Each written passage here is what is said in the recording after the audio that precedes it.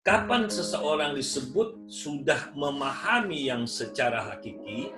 Ketika kolbu ini sudah mampu membedakan mana baik, mana benar, mana salah. Mana benar, mana salah, mana baik, mana buruk, mana yang harus dimakan, mana yang tidak, mana yang harus dimuntahkan, mana yang harus ditelan, mana yang harus dilangkahi, mana yang harus dimunduri, mana yang harus dipanjat, mana yang harus dituruni. Berarti kolbu harus bisa mengeksekusi kecepatan tinggi. Makanya orang-orang yang berilmu, dia tidak lama berpikir. Kalau kita belajar tentang ilmu fikir tingkat tinggi, itulah sami'na wa ata'na. Di dalam sami'na wa ata'na itu tidak ada proses berpikir, nyaris tidak ada proses berpikir, karena dia dengarkan, dia taati, tidak ada proses berpikir. Jadi kecepatan berpikir yang paling tinggi itulah sami'na wa ata'na. Tetapi bukan berarti kita dengarin, kita kerjain tanpa ada ilmu itu sudah disebut dengan berpikir tingkat tinggi. Oh, itu salah, itu mungkin masuk dalam fanatik, itu bisa disebut taklik buta, melakukan tapi tidak tahu asbabnya. Makanya Rasulullah SAW sudah mengunci amalan tanpa niat dan tanpa ilmu itu akan tertolak gitu.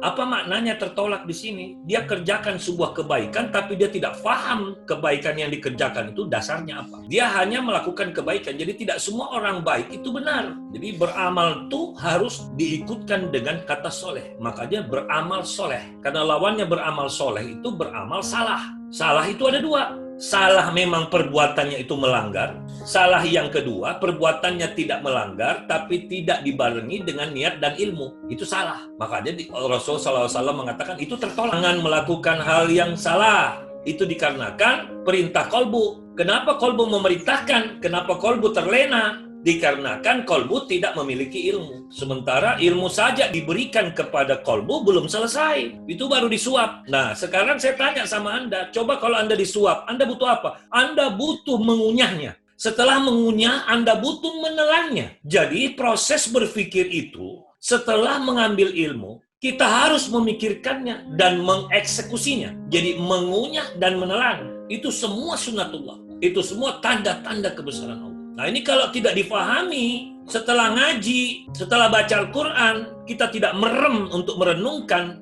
dan mengamalkan, itu berbahaya. Kenapa disebut berbahaya? Karena tidak ada hasil.